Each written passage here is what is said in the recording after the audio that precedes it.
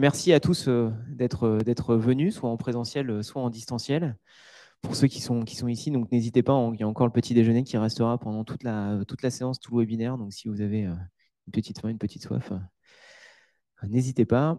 Donc nous allons aujourd'hui parler de renaturation des zones commerciales et on va notamment parler des défis et des solutions en lien notamment avec les sujets de la loi climat et résilience qui est d'actualité. Pour commencer ce webinaire, on va peut-être juste vous rappeler en très rapide qui nous sommes à Harpastrans. Donc, Harpastrans, c'est une entreprise de conseil en immobilier qui fait principalement qui a 4 secteurs d'activité, deux secteurs tournés autour de l'environnement, avec notamment Gondwana, donc, qui est la filiale qui fait du paysage et de la biodiversité chez Gondwana. Donc, on est 17 écologues. Une filière aussi qui fait plutôt de la transition et de l'aménagement durable qui s'appelle Astrans. Là, on va traiter tous les sujets de construction durable, avec notamment l'approche par les labels et certifications, mais pas que. On va traiter les thématiques d'énergie, d'économie circulaire et diverses thématiques. Et on a 2 autres métiers, un métier historique d'AMO programmation et un métier de workplace design. Pour vous parler plus rapidement de Gondwana, donc c'est aujourd'hui 17 consultants écologues. On porte différentes typologies de métiers. On est en capacité d'accompagner des projets tant sur des volets réglementaires avec un accompagnement naturaliste en amont de projet que sur de l'AMO de conception de projets bâtimentaires, en passant par l'éco-paysage ou les thématiques de stratégie biodiversité à des échelles d'organisation.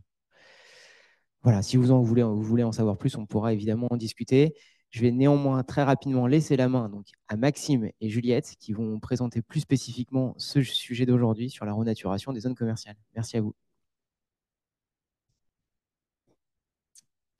Merci beaucoup, Martin.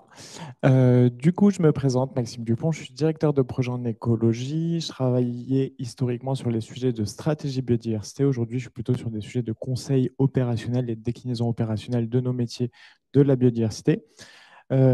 Juliette, je te laisse te présenter. Bonjour à tous, donc Juliette Helm, je suis chef de projet et écologue. Je me décale, je vois qu'on me fait signe.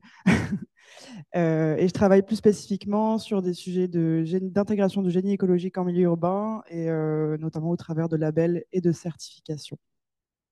Et je laisse la parole à Maxime. Merci d'être venu aujourd'hui. Donc, on a aussi des gens en distanciel, on a pas mal de personnes en présentiel. On va être sur un webinaire sur le sujet de la renaturation qui va être assez dense. On s'excuse d'avance. Vous allez voir, il y a beaucoup de sujets qui vont être abordés. Il va se dérouler en 8 temps. Le premier temps, on l'a déjà fait, c'était la présentation de l'entreprise. Très rapidement, on va rentrer sur les sujets de définition du sujet de renaturation. Vous verrez qu'il ne fait pas consensus. Ensuite, on fera un petit aperçu réglementaire, notamment sur la loi climat résilience et la loi APER, qui sont les 2 grosses lois qui ont permis d'intégrer ce sujet dans notre législation. Ensuite, nous irons regarder les différentes étapes clés pour mettre en place un projet de renaturation. On regardera quels peuvent être les avantages pour vos clients ou vos activités. Ça, c'est un peu les leviers internes que vous pourriez mobiliser pour motiver des projets de renaturation. Ensuite, on ira sur par où commencer, comment on priorise ces sites, quels sont les premiers sites sur lesquels on doit avoir des opérations de renaturation. On regardera rapidement les sujets de financement et on terminera par des solutions efficaces pour mettre en place ces projets. Est-ce que c'est bon pour vous ? Globalement, le sujet de la renaturation, il est assez complexe parce qu'il fait écho, notamment dans les milieux non experts, à pas mal de sujets. On a généralement des notions de végétalisation, de restauration qui ressortent. On a évidemment le sujet du ZAN, du zéro artificialisation nette. On a parfois les nomenclatures de friches, de recolonisation, etc., qui peuvent être des éléments qui interviennent dans ce sujet de la renaturation. Bref, c'est un joli fourre-tout.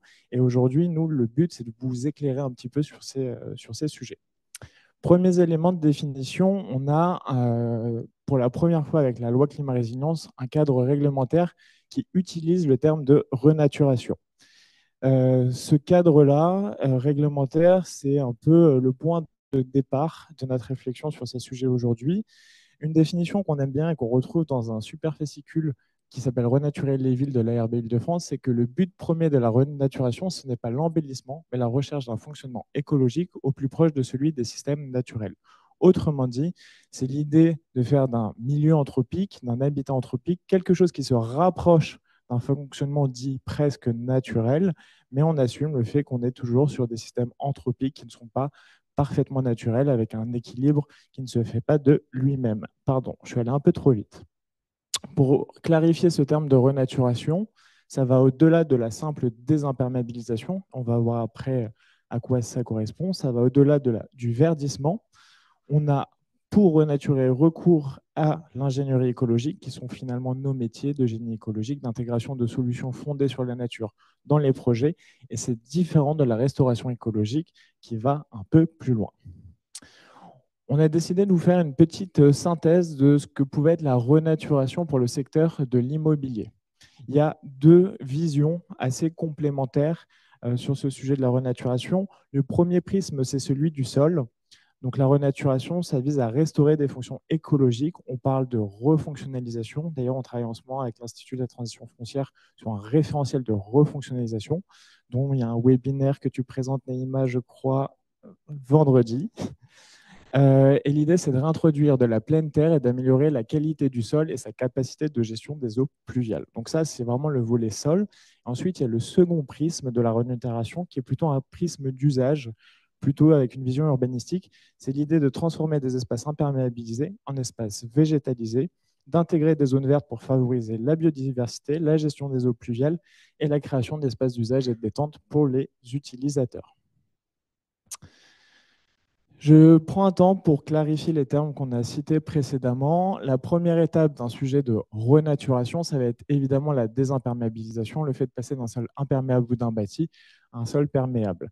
Jusque-là, on n'est pas encore sur la renaturation, on est vraiment aux prémices et le fait de mettre des pavés drainants ou du béton drainant n'est pas une action de renaturation. Ensuite, on va voir les opérations de verdissement. Qu'est-ce que c'est qu'une opération de verdissement? On va changer un usage des sols. On va plutôt partir sur de la végétalisation, mais qui ne va pas être assez qualitative pour qualifier le projet de renaturation. On a par exemple l'exemple de friches urbaines qui peuvent être polluées, des espaces verts urbains à faible naturalité, donc des accotements sur des centres commerciaux par exemple, et enfin des terres agricoles en agriculture traditionnelle, dite aussi intensive, où finalement la monoculture et l'usage souvent de produits phytosanitaires ne permet pas d'affirmer le terme de renaturation. On arrive sur des sujets de renaturation quand on arrive sur des écosystèmes semi-naturels peu modifiés ou restaurés. Quand on arrive sur des espaces verts urbains à forte naturalité, ça va être la différence entre une pelouse classique que vous tondez 12 à 15 fois par an versus une prairie où vous allez faucher 2 fois par an. Et aussi les terres en agroécologie ou une acceptation finalement de cette flore spontanée qui vient enrichir le milieu. Donc à partir du moment où on a des équilibres, on a des espèces de manière très spontanée et nombreuses qui viennent sur votre habitat, sur votre projet, on peut qualifier ce projet de renaturation. Et la dernière étape, dont on ne parlera pas beaucoup aujourd'hui, c'est le sujet de la restauration. Parfois, on voit le terme de réensauvagement qui va encore plus loin. C'est l'idée d'amener d'un point de départ à un écosystème dit naturel avec très peu, voire pas d'impact anthropique. Tout ça étant bien sûr soumis à débat. Pourquoi on vous parle de renaturation aujourd'hui? Grand sujet, la loi climat-résilience a fait de la renaturation finalement son fer de lance. Il y en a deux de fer de lance dans la loi climat-résilience. Le premier, c'est d'arrêter d'artificialiser et le deuxième, c'est de renaturer. Donc c'est pour ça qu'il y a un enjeu aujourd'hui à traiter de ce sujet de la renaturation. C'est parce qu'en fait, en termes de législation, on a des obligations aujourd'hui à parler de ce sujet. Pour la genèse, la loi climat-résilience, elle a un objectif, c'est de répondre aux enjeux climatiques et environnementaux et de participer à la reconquête de la biodiversité. Donc c'est une loi qui est complexe parce qu'en fait, elle va mettre ensemble des sujets qui peuvent être parfois avec des visions assez différentes. Quand on parle de carbone, quand on parle de biodiversité, on peut dire que c'est le même combat, mais parfois les sujets énergie peuvent aller à l'encontre des sujets de biodiversité. C'est une loi qui est vraiment complexe à mettre en place d'un point de vue opérationnel. Globalement, la notion de renaturation, elle existe depuis longtemps, mais on n'en parlait pas comme ça. Dans le Code de l'environnement, on parle de compensation environnementale. Certaines des actions de compensation environnementale peuvent être des actions de renaturation. Et plus récemment, en urbanisme, notamment dans le Code de l'urbanisme, on parle de renaturation à travers l'occupation des sols. Néanmoins, ce qu'on peut affirmer aujourd'hui, c'est qu'il y a beaucoup d'incertitudes sur ce sujet de la renaturation, tant technique que juridique. Ça reste un flou, justement parce que le terme de renaturation n'est pas parfaitement défini et qu'on n'a pas de modèle économique aujourd'hui non plus défini qui permette de renaturer. À chaque fois, on est sur de l'expérimentation, sur des sujets d'innovation, mais il n'y a pas un vrai modèle économique qui permet d'amener un foncier A à un foncier B et de se dire qu'on a renaturé. Il y a tout un tas de solutions et c'est l'idée de vous les présenter aujourd'hui. Quand on revient sur le ZAN et ce sujet de la renaturation, aujourd'hui, le ZAN traite surtout de l'obligation d'intégrer ce sujet de la renaturation dans les SCOT, puis de les décliner dans les PLU et les PLUI. Du coup, on reste quand même à une échelle foncière, on n'est pas tant sur une échelle opérationnelle. Et c'est pour ça que nous, le sujet de la renaturation, tel qu'on le voit chez Arpastrans par rapport à l'immobilier, vise justement à développer ce caractère opérationnel à l'échelle du projet et non plus de la caractérisation de l'usage du foncier. Petit rappel, attention aux faux amis, distinguer la renaturation de la compensation environnementale et de la compensation au titre de l'objectif ZAN. Comme je vous l'ai dit, la renaturation, c'est un peu un fourre-tout, il y a pas mal de sujets. Quand on parle de sujets très précis, on parlera surtout de compensation environnementale. C'est par rapport au code de l'environnement, c'est une vision écologique.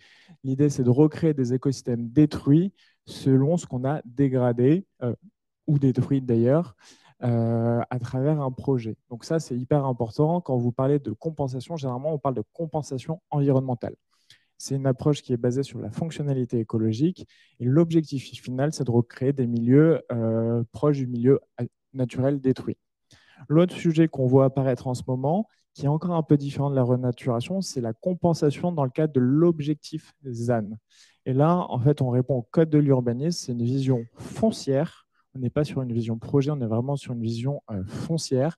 L'idée, c'est de désartificialiser ou de supprimer l'artificialisation passée pour recréer de l'ENAF. À 2031, il y a une nouvelle nomenclature qui devrait arriver si le gouvernement Barnier ne met pas un coup de sabre dans le ZAN.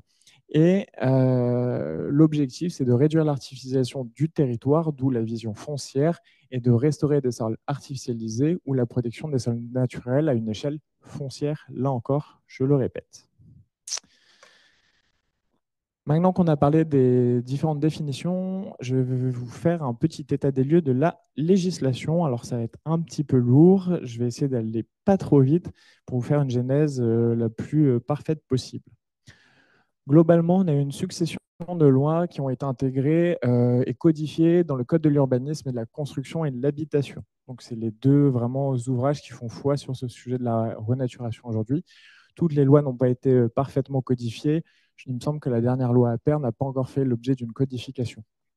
Globalement, dans la genèse de la renaturation, la première étape, c'est la loi pour la reconquête de la biodiversité, de la nature et des paysages de 2016. Donc, ça commence à dater.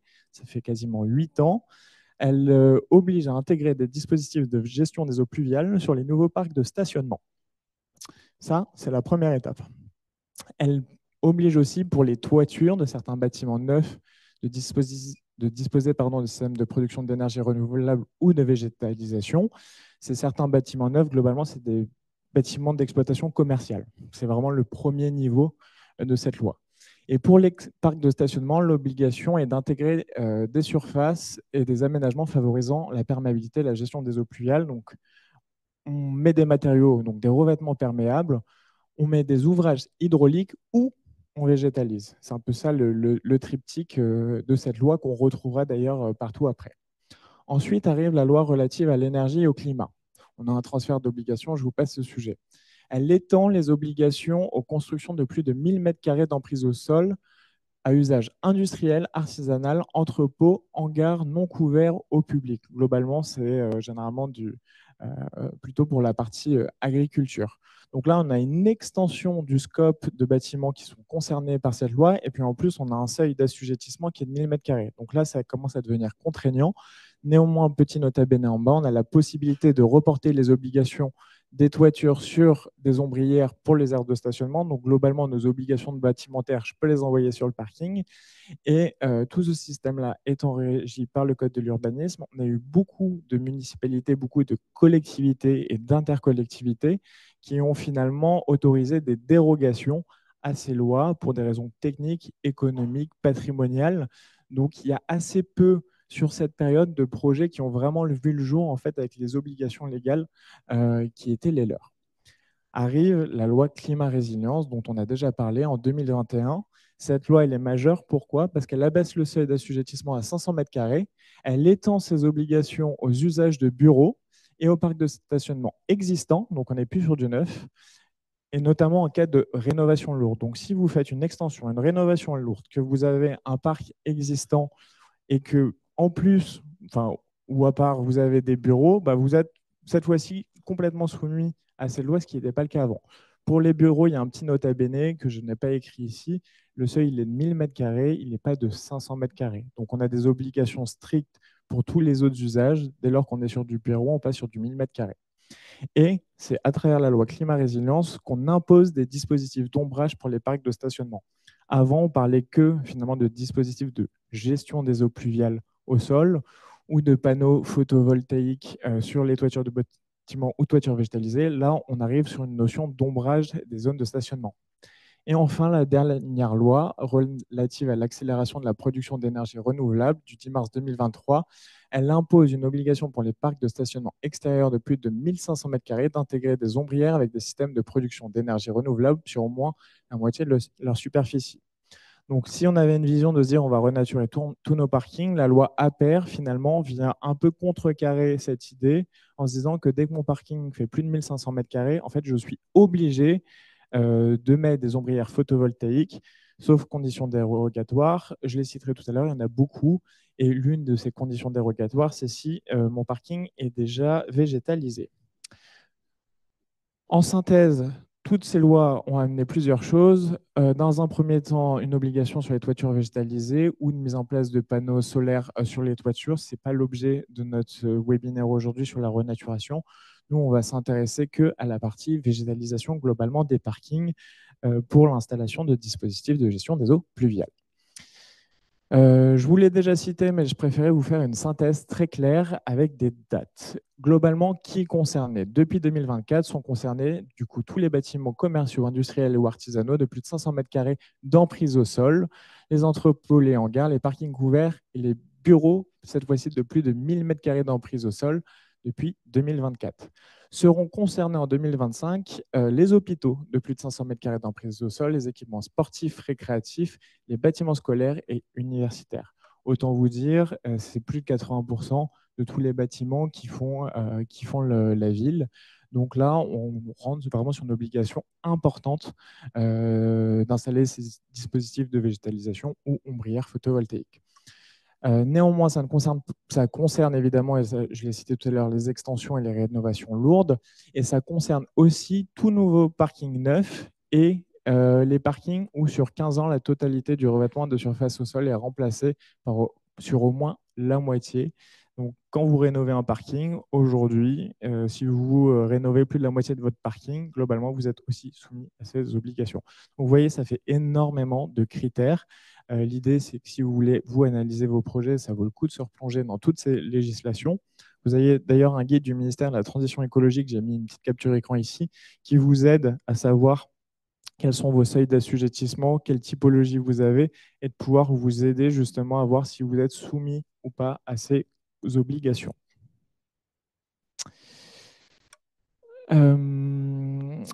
Pardon. Hop, je vais être très rapide sur ce sujet. Là, on parlait des obligations. À partir de quelle date on est obligé? Globalement, il y a une entrée en vigueur qui est assez ancienne. Néanmoins, il y a un délai qui s'applique en fonction de la superficie et de vos typologies de projet. Il faut avoir en tête que pour vous mettre en conformité vis-à-vis de cette loi, vous avez globalement entre 2 et 4 ans. Plus votre actif va être petit en termes de superficie, en termes de parking, plus vous allez avoir un délai long. Ça, c'est généralement le cas. Par contre, il y a une urgence à, excusez-moi, je perds ma voix, à acter ces projets sur les projets qui vont être les plus importants. Vous voyez qu'au-dessus de 10 000 m² de parking, j'ai une application avant le 1er juillet 2026. Autant vous dire que si on n'y a pas pensé aujourd'hui, 1er juillet 2026, ça arrive très vite. Il y a toutes les études techniques, les faisabilités à faire. Donc, en fait, il faut le lancer dès maintenant. La synthèse de toute cette complexité législative, c'est 50%. 50%, c'est quoi? C'est l'obligation d'ombrage que vous allez avoir et d'installation de dispositifs de gestion des eaux pluviales. Donc, pour les stationnements extérieurs de plus de 500 mètres carrés, vous avez le droit d'installer des dispositifs d'ombrage qui sont soit des ombrières photovoltaïques, soit des dispositifs végétalisés. Par contre, quand vous rentrez sur des parcs de stationnement extérieur de plus de 1500 mètres carrés, l'obligation légale ne concerne que les ombrières photovoltaïques. Globalement, vous avez, entre guillemets, plus le droit de végétaliser. C'est une obligation de vous conformer avec ces ombrières. Maintenant, la question, c'est très sensible, va être quelle surface dois-je prendre en compte pour faire mon calcul d'assujettissement? Eh bien, les surfaces, elles sont assez simples à calculer. Globalement, ce n'est pas le terrain d'assiette qui fait foi. Vous voyez, j'ai une unité foncière qui est assez grande. Ce qui va être regardé, c'est d'abord les emplacements de stationnement, donc tout ce que vous voyez un peu en turquoise sur la cartographie, les voies de cheminement et circulation. Les bâtiments sont exemptés de ce calcul. Idem pour tout ce qui va être les rangements de chariots, les espaces verts qui sont généralement limitrophes au site. On va vraiment s'intéresser simplement aux espaces perméables, type revêtement, aménagement hydraulique préexistant ou espaces verts qui sont à l'intérieur des parkings. Et les modes de calcul sont différents selon l'objectif. Si vous calculez les surfaces assujetties au dispositif de gestion des eaux pluviales, donc 50%, vous allez calculer à la fois les emplacements de stationnement, les voies cheminement en zone de péage, auxquels vous allez réintégrer les espaces avec revêtement perméable, les espaces verts en gros existants, les noues, les fossés, etc.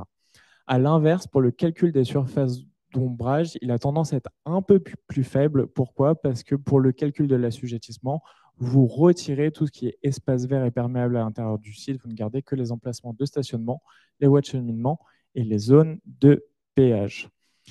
Petit tips, si vous avez des projets qui sont inférieurs à 1500 mètres carrés de parking et que vous êtes obligé finalement d'avoir une approche projet sur cette typologie de foncier, il y a un article dans le Code de l'urbanisme qui précise que est admis que la plantation d'un arbre à large canopée par tranche de 3 emplacements de stationnement permet de satisfaire l'obligation d'ombrage pour les parkings de stationnement. Autrement dit, si vous végétalisez avec 3 arbres vos parkings, alors mettez des belles fosses, et ça, Juliette peut-être vous en parlera, ça vous permet de satisfaire ces obligations d'ombrage. Je passe très vite parce que ce n'est pas l'objet du jour. Il y a énormément de conditions dérogatoires à ces obligations. Je vous laisserai les regarder plus en détail. Je vous ai mis l'article et il y a un nouveau décret qui précise en plus comment déroger et à qui s'adresser si on veut déroger. On peut déroger pour des raisons techniques, par exemple géologie du sol ou surcoût affectant la rentabilité, la viabilité économique, etc. Pour des sujets de sécurité, pour des sujets d'architecture et de patrimoine, un ABF pour des questions paysagères peut vous refuser tout ou partie de ces typologies de projets. Il y a aussi des sujets évidemment économiques. La viabilité économique du projet par rapport à ce que rapporte l'actif, ça c'est un vrai sujet. Et enfin, l'incompatibilité du projet, c'est si dans votre stratégie de détention, vous êtes sur une vente imminente, par exemple, ou que vous avez décidé de le vendre d'ici 1 ou 2 ans, ça peut faire aussi l'objet voilà, d'une dérogation. J'ai été un peu long. Juliette, je te laisse la parole. Merci Maxime. Hop. On va rentrer un petit peu plus dans le vif du sujet. Concrètement, qu'est-ce qu'on entend par renaturer de manière technique?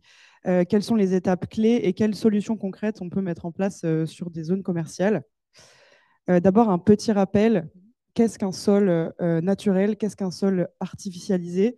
Un sol naturel, c'est une succession d'horizons qui ont été construites en des centaines et des centaines d'années à partir de la dégradation d'une roche-mère et de tout un tas d'autres processus.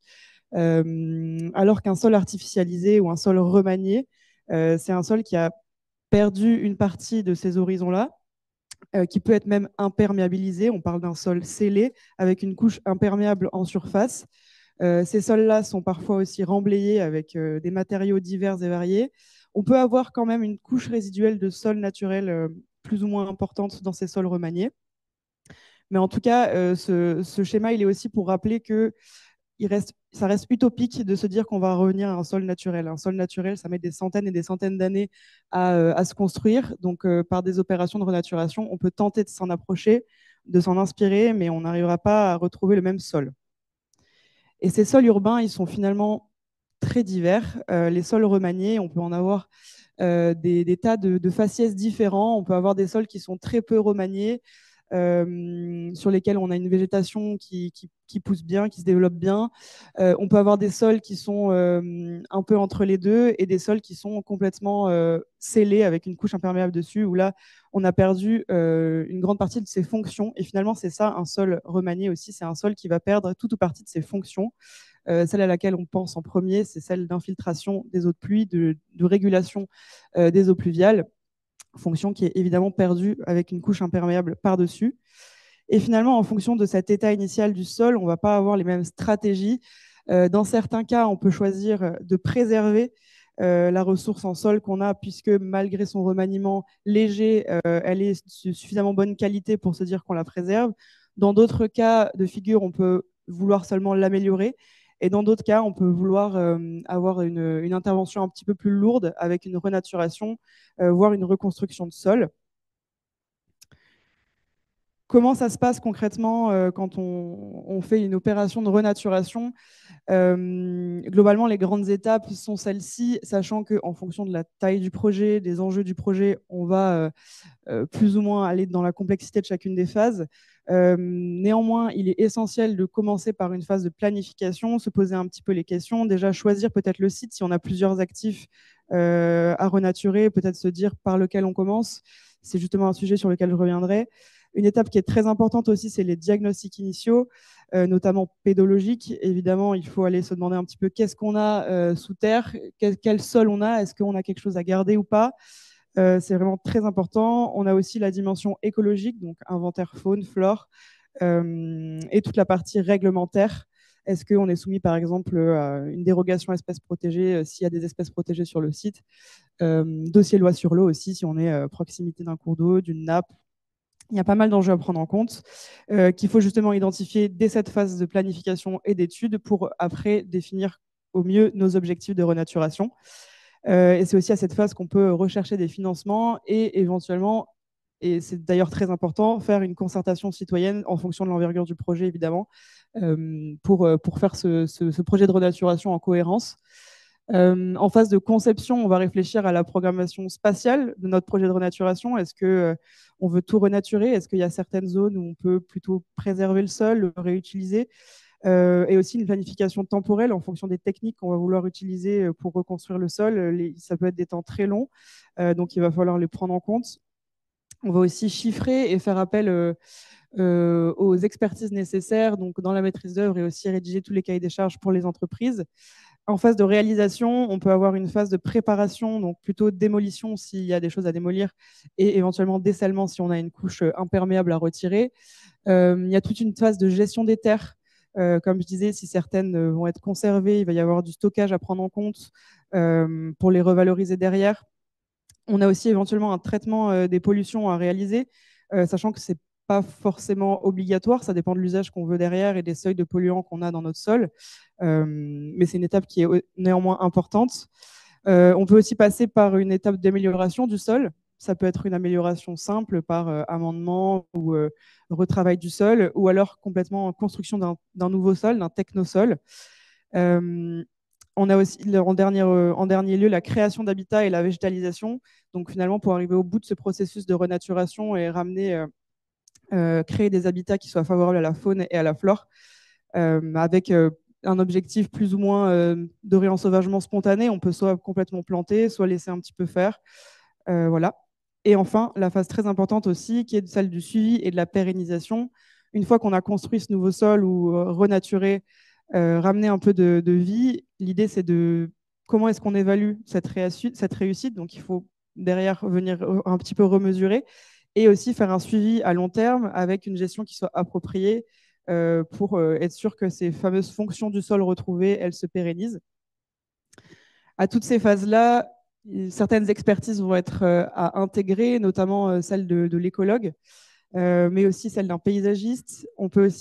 Il faut aussi faire appel évidemment à des bureaux d'études plutôt spécialisés dans les sols, donc que ce soit dans les sites et sols pollués, plutôt des pédologues qui vont venir apporter leur expertise pour un diagnostic agropédologique.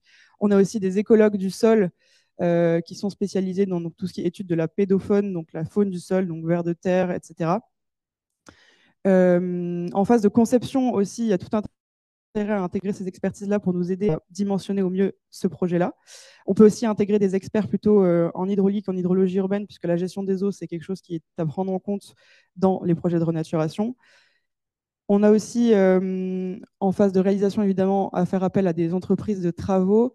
Je voulais mentionner deux réseaux qui sont l'UPGE et l'AIGECO, qui réunissent des différents bureaux d'études et entreprises qui sont déjà spécialisées, ou en tout cas qui développent des projets de génie écologique en milieu urbain et donc de renaturation.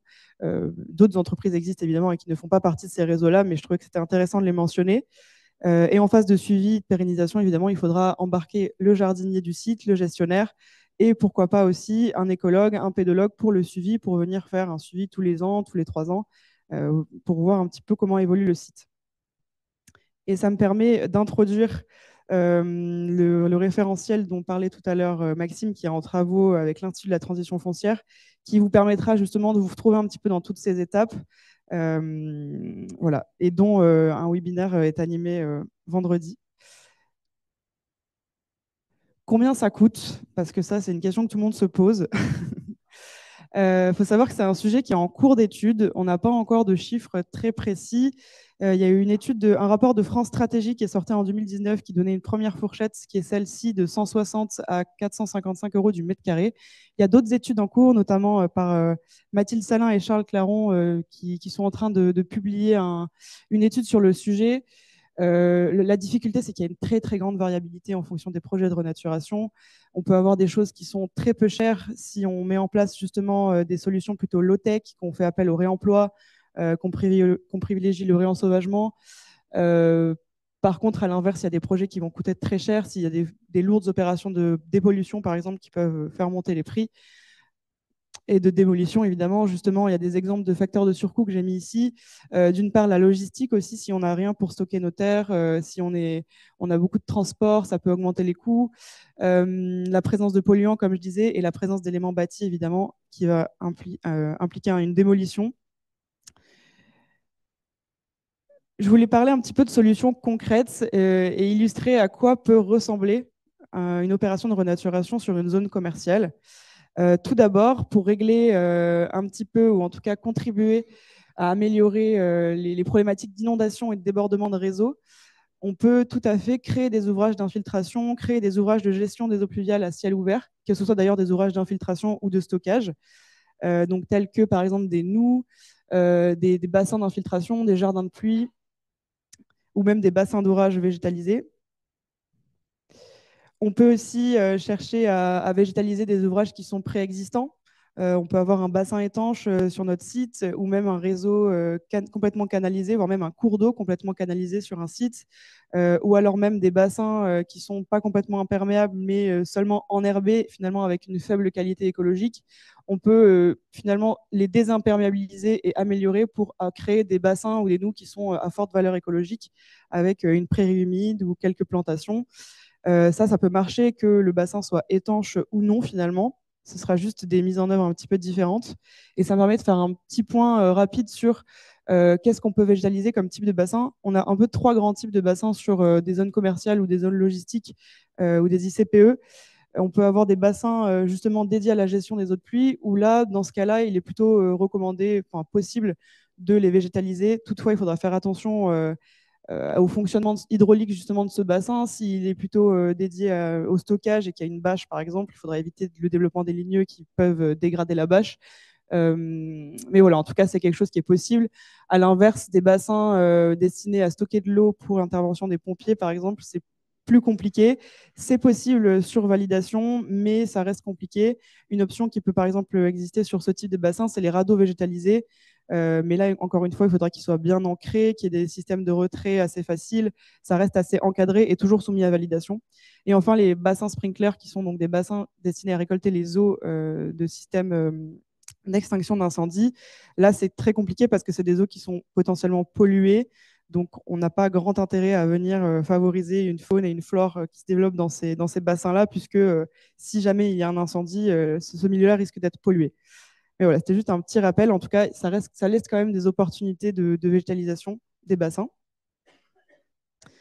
Une autre solution qui peut répondre au problème de surchauffe en saison estivale, on a souvent sur les parkings de zones commerciales qui sont peu végétalisées ou avec peu d'ombrage, des surchauffes en haute saison et qui peuvent amener même des désertifications de ces parkings qui ne sont plus utilisés.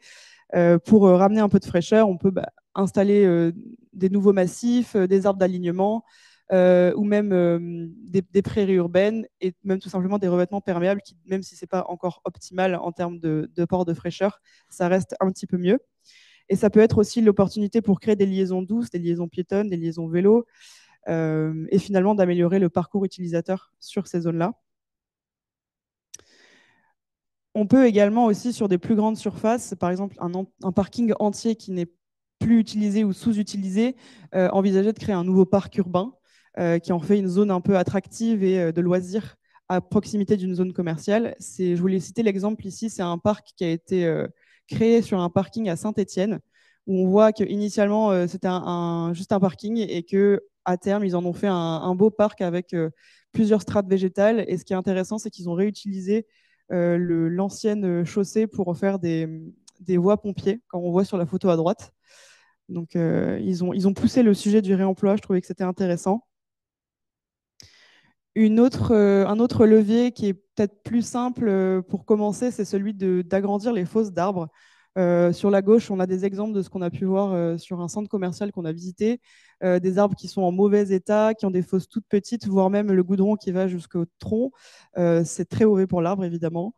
Donc, ce qu'on peut faire pour améliorer cette situation-là, c'est chercher à renaturer ces pieds d'arbres, les agrandir. Quand on a des alignements, mettre en commun les fosses, c'est vraiment un atout pour la continuité du sol en milieu urbain et l'apport de fraîcheur. On peut aussi créer des arbres de pluie, donc il suffit de les dimensionner d'une certaine manière pour qu'ils puissent récolter les eaux de pluie, ou tout simplement déjà agrandir la fosse. On peut aussi tout simplement retravailler la gestion des fois de certains milieux sans forcément aller jusqu'à une reconstruction du sol. Par exemple, si on a une haie monospécifique ou un gazon très taillé sur un site qui finalement apporte peu de fraîcheur, peu de biodiversité, rien que le fait de retravailler la gestion peut amener beaucoup plus d'intérêt. Par exemple, sur une prairie, on peut aussi mener une gestion différenciée avec certaines bandes qui restent très tendues et garder des zones un peu plus prairiale, et sur une haie, on peut viser un port plutôt libre et voire même, pourquoi pas, replanter quelques espèces pour diversifier la haie. Je relaisse la parole à Maxime. Merci beaucoup, Juliette, pour toutes ces solutions. Du coup, je vais aller un peu dans le sens de vos clients, voire de votre direction, essayer de trouver quels peuvent être les avantages pour vos activités ou le territoire sur lequel vous travaillez. Tu les as déjà cités, Juliette. Je les ai remis ici. Globalement, d'un parking asphalté à un espace naturel, quelle est la grande différence? On va avoir une grosse différence en termes de services écosystémiques. D'un côté, j'ai une biodiversité limitée. Je n'améliore pas la qualité de l'air. J'ai des sols globalement imperméables, sauf pavés ou système drainant. Je favorise les îlots de chaleur et je n'ai pas d'image de marque. De l'autre côté, je deviens un support de biodiversité, j'améliore la qualité de l'air, je régule la température et on va voir jusqu'à combien. Je gère mes eaux pluviales, je filtre aussi mes eaux pluviales parce que mes eaux de roulement, elles peuvent être aussi légèrement polluées. Je renforce mes corridors écologiques, j'améliore mon expérience client. Certains disent le temps de rétention, voire le panier moyen de certains clients de centres commerciaux. Je n'ai pas trouvé les données qui le disent, mais ça peut être un sujet. Et enfin, je crée une image de marque intéressante pour mon enseigne. Je voulais faire un point sur la partie résilience, parce qu'on en parle aussi beaucoup, et c'est un peu l'objet de la loi climat-résilience. Favoriser la biodiversité sur ces parkings, c'est aussi un moyen de lutter contre le changement climatique. Ça permet de stocker le carbone, mais ça permet aussi de rafraîchir l'air. Je vous ai je vais vous épargner la lecture totale de ce graphique. Globalement, il y a une étude qui a été faite par l'ADEME et qui a été reprise ensuite en 2019 dans un ouvrage qui s'appelle Rafraîchissement des villes. Enfin, c'est un article. Globalement, on a deux solutions qui sont assez intéressantes en termes de rafraîchissement. Ce que vous voyez ici, en fait, c'est 4 degrés. C'est la limite de température en termes de rafraîchissement maximal d'un dispositif intégrant de la végétation haute. Donc, dès lors que vous avez planté des arbres de haute tige ou des haies avec des arbustes assez hauts, on va pouvoir aller jusqu'à 4 degrés de rafraîchissement ambiant. Donc là, on est vraiment sur un dispositif de rafraîchissement. Pourquoi? Parce que l'évapotranspiration permet de rafraîchir l'air. C'est un mécanisme en lien avec la photosynthèse qui fait que la plante absorbe de l'énergie pour pouvoir pousser et rejette notamment de l'oxygène et de la vapeur d'eau. Concernant les bassins, on est un peu moindre, on est sur 2 degrés, mais on a quand même un rafraîchissement qui est intéressant à mettre en lien avec les sujets esthétiques et de renaturation. Donc avec ces deux solutions-là, globalement, on permet de réduire la température en ville. On rentre sur un sujet un peu plus stratégique et qui va parler dessous. Comment choisir finalement entre mon projet de renaturation et la mise en place d'ombrières photovoltaïques. C'est notre analyse. Elle peut être challengée évidemment. L'idée, c'était à la lecture de la législation de vous faire un retour sur ce qu'on avait pensé de cette loi par rapport à des stratégies de rétention d'actifs, etc. Globalement, on a un coût d'investissement qui est moyennement élevé pour l'un, un peu plus élevé pour l'autre, sensiblement dans une même moyenne, à part que sur les sujets de renaturation, en fonction des cas de figure, on commence quasiment 100 € plus bas. Donc, dans tous les cas, ça va être un investissement assez important pour l'entreprise. Concernant les coûts d'opération, on va avoir un entretien régulier qui est globalement moins coûteux pour la renaturation. On vous a mis des grandes fourchettes, entre 5 et 20 € du mètre carré pour des espaces à proximité de parking. Quand un coût de maintenance pour des ombrières photovoltaïques, c'est entre 1 et 3 % du coût d'investissement initial par an pour des sujets de réparation, des sujets de nettoyage des panneaux, etc. Donc, on est quand même sur des coûts qui sont assez importants. Je suis dans une stratégie de rétention de mon actif plus ou moins longue. Du coup, je ne vais pas forcément mettre en place les mêmes solutions. Si je suis sur une durée de vie de l'actif qui est courte, inférieure à 7 à 10 ans selon l'endroit et ma possibilité de solarisation de mon site, je vais privilégier la renaturation. Idem si je suis sur une détention très longue. Pourquoi? Parce qu'en fait, les arbres, ils n'ont pas d'obsolescence. Je vais planter des arbres, dans 100 ans, ils seront magnifiques. Ils auront décuplé leur potentiel d'accueil de la biodiversité. Ils vont commencer à avoir des cavités, à peut-être attirer des espèces un peu plus rares, à permettre la nidification de plusieurs espèces. Donc, il y a un enjeu, plus on a un temps de rétention long, à justement venir renaturer. À l'inverse, quand j'ai un temps de rétention moyen, entre 10 et 25 ans, ça peut être très intéressant parce qu'on a une très bonne rentabilité d'installer des ombrières photovoltaïques. C'est vraiment la période 10-25 ans où on va avoir un retour sur investissement qui va être le plus important pour cette typologie d'installation. Et dans ces cas-là, ça peut être intéressant de les installer. Pour rappel, au-dessus de 1500 m² de parking, on est obligé de passer sur ces systèmes-là. Donc, globalement, la question se pose surtout sur les petites surfaces. Et enfin, il y a un vrai sujet, pareil, si vous commercez ces actifs, on a beaucoup plus de flexibilité pour la gestion et le changement d'usage quand on a un espace renaturé que quand on a un espace qui est immobilisé avec des investissements importants, type ombrière photovoltaïque. Donc là encore, c'est des arguments à faire valoir auprès de vos clients ou de vos directions. Je redonne la parole à Juliette. Merci Maxime. On voulait vous donner un petit peu des clés pour prioriser vos sites si jamais vous vous demandez par où commencer.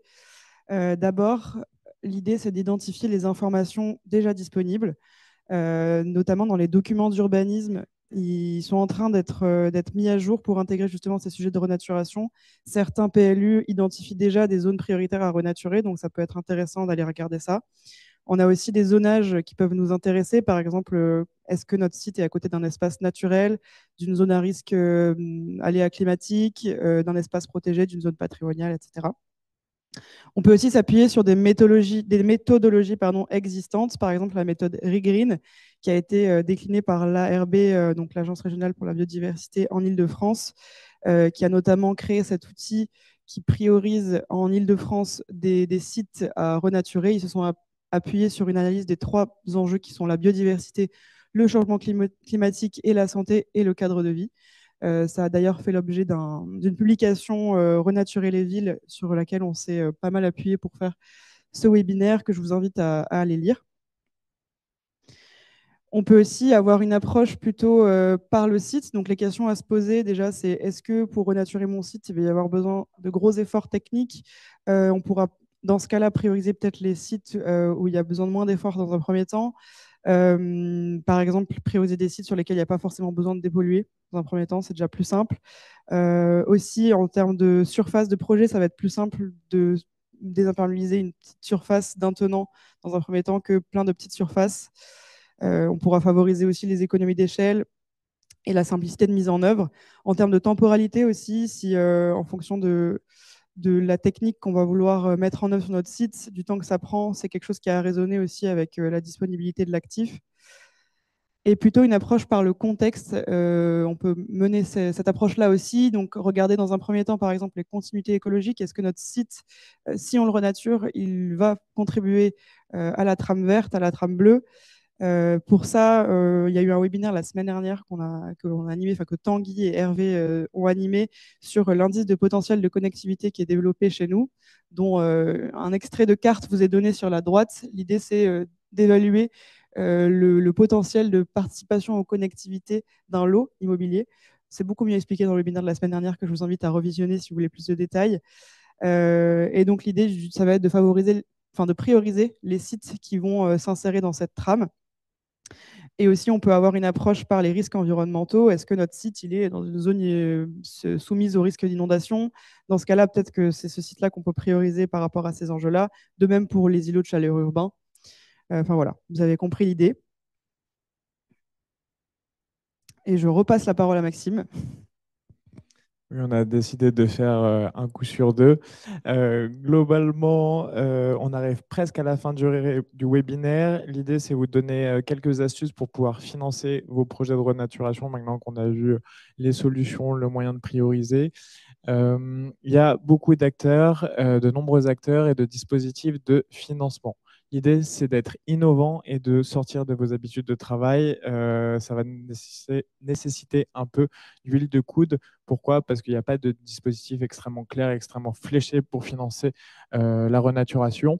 Un des grands enjeux, c'est de travailler sur des partenariats publics-privés, de vous rapprocher des EPA, des EPF, des EPCIC, des aménageurs, etc., voire même des collectivités. Pourquoi? Parce qu'ils ont tendance à avoir plus de dispositifs de financement et peuvent vous aider à financer vos projets quand vous êtes des privés. Ces aides peuvent généralement couvrir jusqu'à 80% des coûts de travaux, ce qui est assez important en termes de projet.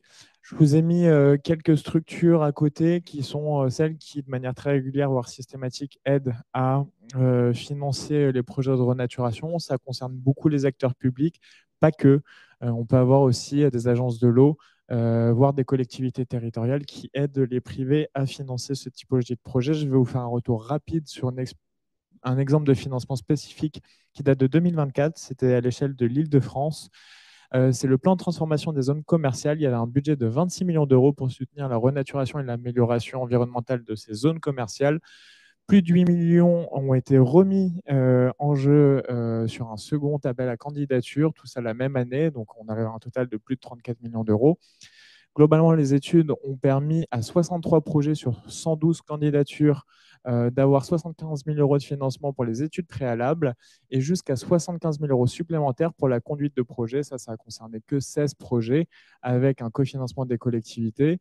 Et il y a eu une aide à l'ingénierie et à la conduite de 11 projets matures, donc en plus, qui a été délivrée, permettant de combler jusqu'à 50% du déficit de l'opération commerciale. Donc, c'était globalement le coût travaux. Donc, notre conseil, vraiment, si vous le pouvez, c'est candidater, faites une veille sur tous ces acteurs qui ont été cités précédemment. veiller tout ce qui est appel à projet, AMI, parce que c'est des moyens justement de se lancer dans ce process de renaturation et de se faire un retour d'expérience assez intéressant. Et je termine. Comment vous accompagner, nous, donc Gondwana, filière biodiversité, paysage d'Arpas Trans? Dans un premier temps, on peut vous aider à prioriser les sites, comme je vous disais, donc en appliquant les méthodes que je vous ai mentionnées juste avant. On peut aussi vous aider à définir les objectifs de votre projet de renaturation en faisant un diagnostic très en amont du projet, mais aussi vous accompagner finalement de A à Z dans la conception et la réalisation de ce projet. On peut aussi vous aider à appréhender les éventuels sujets réglementaires, notamment études d'impact ou dérogation espèces protégées, par exemple. On accompagne également dans les suivis de mesures compensatoires qui peuvent être parfois liées à ce type de projet. On fait aussi des diagnostics de sites en exploitation et des suivis aussi écologiques de sites en exploitation qu'on peut valoriser au travers de démarches de labels ou de certification, notamment Éco-Jardin, Biodiversity Life ou encore Breminnews. Ce sont des démarches qu'on mène déjà avec plusieurs clients que je vous ai affichés ici. Et enfin, on peut aussi vous conseiller pour une problématique particulière, une approche plus paysagère, par exemple un problème, une problématique d'arbres morts sur un parking, ou même à l'échelle d'un patrimoine. Par exemple, on a réalisé des guides de végétalisation pour les centres commerciaux. Donc, c'est également des prestations qu'on peut faire. On arrive à la fin de ce webinaire, donc on vous invite à poser vos éventuelles questions et on vous remercie de nous avoir écoutés. À distance aussi, à distance, vous pouvez poser vos questions dans le chat normalement. Dans ça, il y a des questions. C'est très clair pour vous, comme ça l'est pour nous.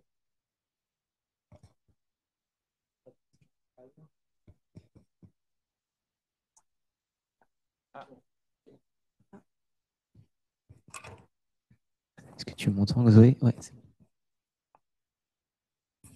Merci, bonjour. C'est très clair, très intéressant. Vous parlez peu du rôle des collectivités locales. Vous m'entendez? Non? C'est mieux là? Ouais. Ok. Je disais que c'était très clair et très intéressant, donc c'est important que vous l'entendiez aussi. Vous parlez peu du rôle des collectivités locales, en fait, dans la planification, on le comprend, mais après, dans la mise en œuvre, quel rapport des opérateurs avec les collectivités locales? C'est une question assez intéressante. Je ne sais pas si je pourrais y répondre pleinement. On a cité les collectivités locales dans la partie surtout aide au financement. Effectivement, il y a toute la partie planification amont. Ce n'était pas tellement le sujet du jour. Nous, c'est vrai qu'on voulait surtout se concentrer sur la partie projet, c'est-à-dire que vous êtes détenteur d'un actif et vous avez capacité d'agir sur cet actif-là. Il y a des collectivités qui sont très ambitieuses sur les projets. On a des intercommunalités en Île-de-France qui sont très ambitieux sur le sujet. C'est pareil sur la métropole du Grand Lyon. C'est pareil sur la métropole nantaise. Donc voilà, on a des intercos qui peuvent impulser aussi cette dynamique de renaturation. Globalement, ça se fait au moment du dépôt de permis de construire. Dans les PLU et dans les PLUI, elles ont tendance à intégrer beaucoup d'objectifs de renaturation qui peuvent être redondants par rapport au sujet qu'on va voir, voire avec des ambitions plus importantes. Donc c'est pour ça que ce que vous citez, Juliette, il est important de regarder les documents d'urbanisme parce que là, c'est la loi à l'échelle nationale. On a des obligations qui peuvent être plus restrictives sur certains territoires, notamment c'est vrai dans certaines grandes métropoles. Donc je vous invite à regarder ça. J'espère avoir répondu presque à vos questions. Peut-être des questions qui sont sur le chat. Une question toute simple, Maxime, sur est-ce que justement ces projets de renaturation peuvent être considérés comme des projets qui sont compatibles avec ZAN, avec la ZAN, la loi ZAN, sur justement la désimperméabilisation et la restructuration d'habitat? Alors, c'est une question hyper intéressante. Globalement, le sujet du ZAN, il a deux volets. Il a un premier volet qui est jusqu'à 2030-2031, on vise à conserver et à différencier les espaces artificialisés des espaces dits ENAF, donc espaces naturels, agricoles et forestiers. Donc là, on est sur une vision strictement foncière. je prends mon parcellaire et quel est son usage? Est-il un espace naturel agricole et forestier? Si c'est le cas, je le préserve. Si ce n'est pas le cas, je suis sur une zone artificialisée. Il n'y a pas encore vraiment de mécanique de compensation parce que tout l'objectif jusqu'à 2030, c'est de décliner les objectifs ZAN dans les SCOT, puis dans les PLU et les PLUI. À 2031, normalement, je dis bien normalement parce que le gouvernement Barnier, même si on a une motion de censure en ce moment, a alerté a sensibilisé sur le fait que le ZAN était peut-être un peu trop dur et qu'il fallait l'alléger. Il y a une nomenclature qui dit qu'on va non plus avoir juste 3-4 typologies d'espaces à considérer sur nos fonciers, mais on va arriver sur une granulométrie beaucoup plus fine, où on va différencier cette nomenclature. Elle est disponible sur Internet, vous pourrez y accéder, horizon 2031. Et dans les petites lignes, il est écrit qu'à l'échelle du foncier, si on fait, alors c'est plus des polygones le terme, mais globalement, si on a des surfaces de plus de 2000 m² qui ne sont pas artificialisées, on peut les considérer comme non artificialisées. Donc là, on rentre dans une échelle intraparcellaire avec la nomenclature de 2031, ce qui n'était pas le cas aujourd'hui, vu qu'on n'était que sur des sujets fonciers. Donc, dans ce cadre-là, oui, à horizon 2031, on pourra considérer que ces opérations de renaturation vont dans le sens du ZAN. Avant, c'est un peu faux parce que, par exemple, aujourd'hui, un grand jardin ou un grand parc urbain est considéré dans le ZAN comme une zone artificialisée.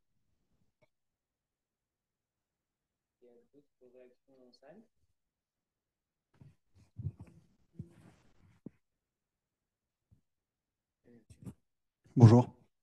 Dans la continuité, moi j'ai une question par rapport à une foncière qui se pose des questions sur la valorisation de son actif. Et aujourd'hui, un des paramètres, c'est la taxonomie. La question de la renaturisation, comment elle s'intègre effectivement par rapport au calcul de la taxonomie? Alors, c'est une question qui est très intéressante. Globalement, l'alignement à la taxonomie européenne, c'est un sujet en soi. Les sujets de renaturation permettent de valoriser certains points de la taxonomie, clairement pas tous. Et la taxonomie s'intéresse plus finalement à regarder si votre projet, notamment au niveau du dépôt de permis de construire ou de son exploitation, est bien raccord par rapport à tout ce qui est réglementation espèces protégées. Donc, on va être plutôt sur des sujets de droit de l'environnement, quand en fait, là, le sujet de la renaturation qu'on a vu est beaucoup plus lié au droit de l'urbanisme.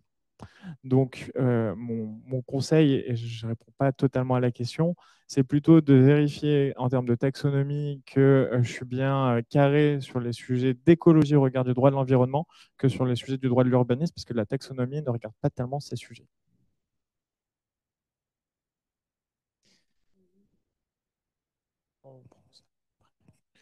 J'ai un peu l'impression qu'on oppose vraiment l'enjeu renaturation par rapport à l'enjeu, par exemple,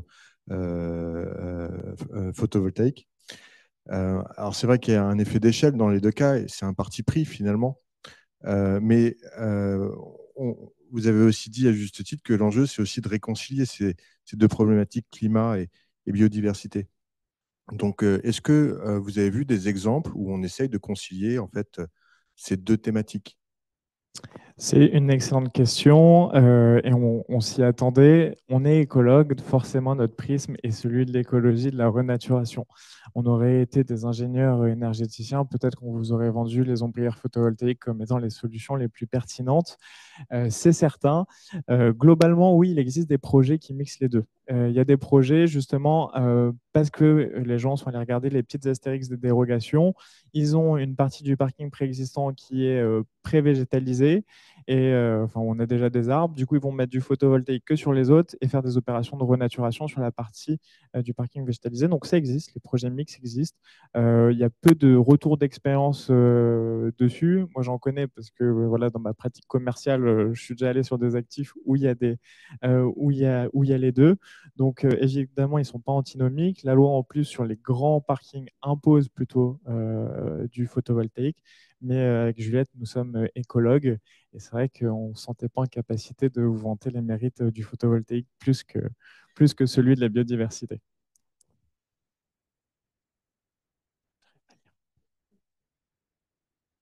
On a une dernière question en ligne et puis après, on pourra clôturer le webinaire. Alors, on a deux questions en réalité. Je ne sais pas si on pourra répondre aux deux. La première, j'ai trouvé intéressant d'introduire la présentation par pourquoi toutes ces zones ont été imperméabilisés et le sont encore. Je pense à des problématiques de surface disponible, des problématiques de gestion et d'entretien, de boue sur les chaussures, entre guillemets, en cas de pluie, d'accueil effectif de la biodiversité.